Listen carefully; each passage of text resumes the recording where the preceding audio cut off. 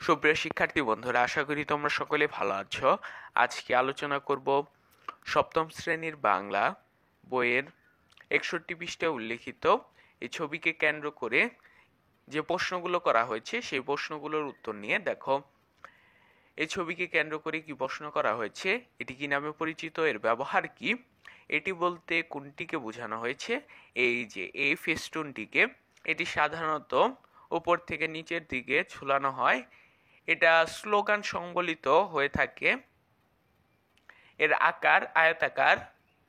দেখো, এই ফেস্টুনকে কেন্দ্র করে কি প্রশ্ন করা হয়েছে, এটি কি নামে পরিচিত, এটি ফেস্টুন নামে পরিচিত, এর ব্যবহার কি, এরকম নমুনা কি তুমি কোথাও দেখেছো, কোথায় দেখেছো, সে বিষয়গুলো এখানে লিখতে হবে। চলো আমরা 61 পৃষ্ঠার এই প্রশ্নগুলোর সমাধান দেখে সে লেখার সাথে পরিচিত হয়। আমরা যে একটু আগে যে ছবিটা দেখলাম ক নম্বরে, সেই ছবিকে কেন্দ্র করে প্রশ্ন করা হয়েছিল এটি কি নামে পরিচিত, এটি ফেস্টুন নামে পরিচিত। খ, এর ব্যবহার কি।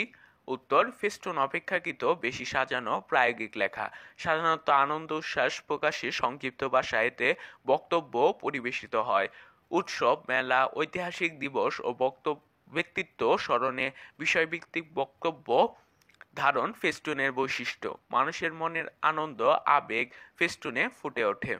এটি মানুষকে তথ্য জানানোর জন্য ব্যবহার করা হয়।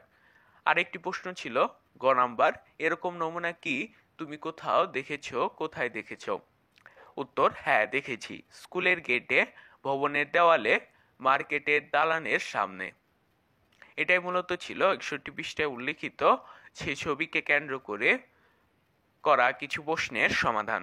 এটি মূলত একটি নমুনা সমাধান। তোমরা চাইলে এরকম ভাবেও লিখতে পারো, আবার চাইলে এখান থেকে ধারণা নিয়ে নিজেদের মতো করে বানিয়েও লিখতে পারো। আজকের ভিডিওটা এই পর্যন্তই ছিল।